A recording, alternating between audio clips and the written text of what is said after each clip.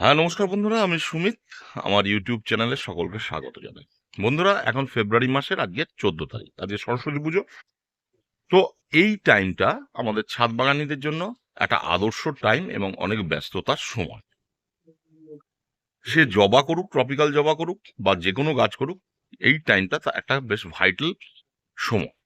তো আমরা যারা বিশেষ করে জবা করি, তাদের কাছে যেটা হয়ে থাকে যে আমরা এই টাইমে অনেক কাজ একসঙ্গে এসে দাঁড়ায়।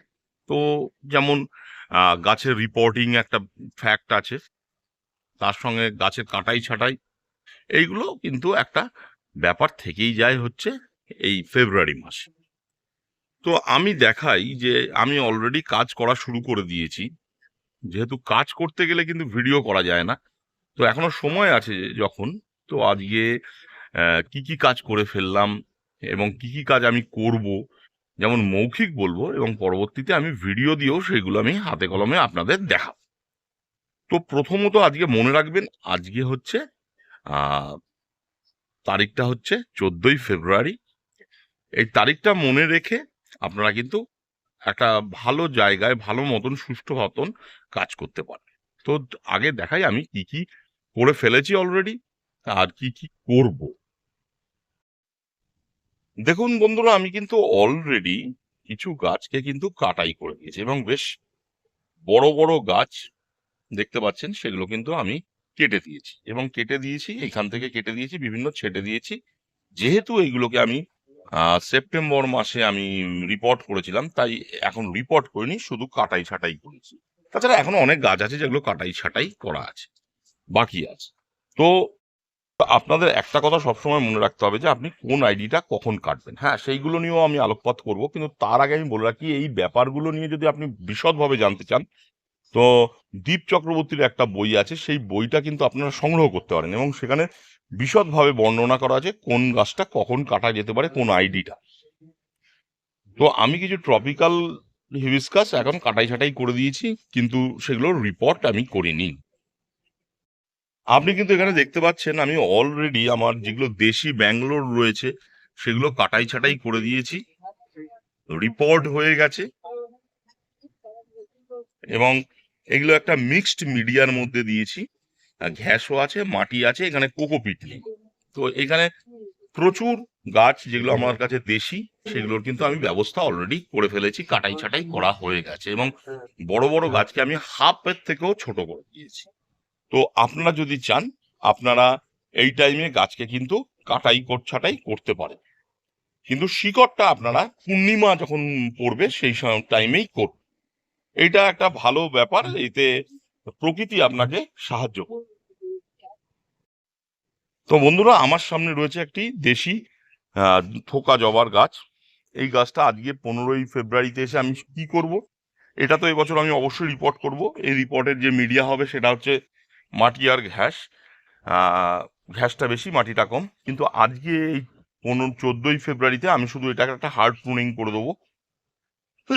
আবার দিন 4-5 পরে এটার কিন্তু আমি শিকড় আহ কাটাই ছাটাই করে রিপোর্ট করবো। আজ আমি কেটে রাখবো, কোনো অসুবিধা নেই, আমি কেটে রেখে দেবো। এবং যত দেশি গাছ আছে সেই গাছগুলোকে কিন্তু, বাকি যেই আছে সেগুলোকে কিন্তু আমি কাটাই ছাটাই করে রাখবো। আর কিছু গাছ যেগুলো অলরেডি আমি এই টাইমে প্রুন করব বলে কথা দিয়েছি মানে কিছু ডাল আমি লোককে দেবো, বন্ধুদের দেবো উপহার, সেইগুলো কিন্তু আমি কিছু প্রুন করব, কিন্তু পার্শিয়াল প্রুন করব। কিছু গাছ যেমন আমি খুব হার্ড প্রুন করব, কিন্তু আমি পার্শিয়াল প্রুন করব। আমার ম্যাক্সিমাম ভ্যারাইটি হচ্ছে ধরুন ওই নভেম্বর থেকে, যেহেতু ফেব্রুয়ারিতে ফোটে, তো সেই ক্ষেত্রে আমার এই ভ্যারাইটিগুলো কিন্তু আমি সেইভাবে প্রুন করব না। আর ফেব্রুয়ারির পর থেকেই যে ধরনের গরম পড়ছে, তো সেই গরমগুলো কিন্তু এখন গাছের বাড় বৃদ্ধির ক্ষেত্রে একটা প্রতিবন্ধকতা চলে আসে। এই কারণে আমি বর্তমানে হচ্ছে সেপ্টেম্বরেই সবচেয়ে বেশি করি, মানে প্রুনিং করি, কিন্তু এবং রুট প্রুনিংও করি। তো আপনারা চাইলে করবেন গাছ, যেইটা করার মতন সেই জিনিস, সেই গাছগুলোকে করবে। এই একটা অতিরিক্ত বেড়ে গেছে, আমি এখান থেকে প্রুন করে দেবো, তো এখান থেকে প্রুন করে দেবো। আর এইটা একটা মানে বাজে মতন বৃদ্ধি হয়েছে। আর দেশি গাছ আমি আজকে পুরোই হার্ড প্রুনিং করে রাখবো, করে রেখে আমি মানে ঠিক পূর্ণিমার আগে আগে বা পূর্ণিমার সময় ওটার শিকড়টা কেটে রাখবো। তো বন্ধুরা, আপনারাও চাইলে এগুলো করতে পারেন। এবং আমি যেগুলো দেখাবো এর পরে, সেটা হচ্ছে ধরুন নতুন গাছ নিয়ে এলেন, সেই গাছটাকে কি করে ঘ্যাসে রিপোর্ট করবেন। আপনার ঘ্যাসে যেই গাছটা ছিল, ধরুন এই গাছটা এখন ঘ্যাসেই আছে, তো এই গাছটাকে কি করে আবার একটা বড় পটের ঘ্যাসে দেবেন, এইগুলো আমি কিন্তু আপনাদের দেখাবো। এবং তার সঙ্গে যে মাটির গাছ, যেমন এই মাটির গাছটা, ধরুন এইরকম মাটির গাছে যেগুলো মাটিতে রয়েছে, সেগুলো ঘ্যাসে কিরম ভাবে দেবো। তো তবে দেশি গাছগুলো আমি ম্যাক্সিমাম ক্ষেত্রেই ঘ্যাসে দেবো, হচ্ছে মিক্সড মানে মিডিয়া, তাই সেখানে ঘ্যাসও থাকবে মাটিও থাকবে, কোকোপিটটা রাখবো না আমি, ঘ্যাসটাই বেশি থাকবে। আর এই যে ব্যাপারটা যে কোন আইডিটা কখন কাটবেন, এই ব্যাপারটা জানতে গেলে আমিও বলবো। তো আপনারা কিন্তু অবশ্যই দীপ চক্রবর্তী যেই বইটা জমা নিয়ে বইটা বেড়েছে, সেইটা কিন্তু আপনারা সংগ্রহ করতে পারেন। তো আজকে আমি এইটা বললাম, আমি কাল পরশু করে আবার ভিডিও দেবো, যে ভিডিওতে রিপোর্টিং গুলো এবং প্রুনিং গুলো দেখাচ্ছে। এখন আমি মোটামুটি আপনাদের দেখাচ্ছি, আমি যে এই যে বড় যে জবা গাছটা রয়েছে, ওটাকে আমি কিরম ভাবে কাটবো, হার্ড প্রুনিং, একটা দুটো ডাল কেটে আপনাদের দেখাচ্ছি। এক হাতেই কাটছি, কেটে দিলাম।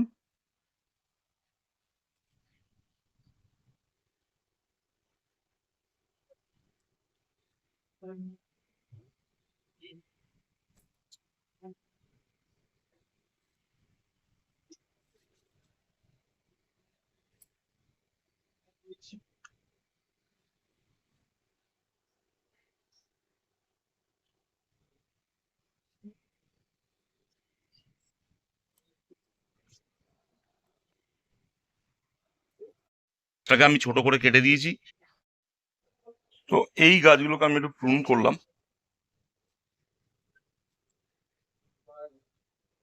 কিন্তু আজকে শিকড় কাটবো।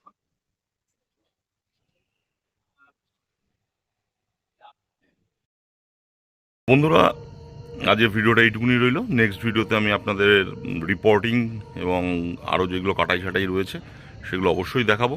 তো সঙ্গে থাকুন।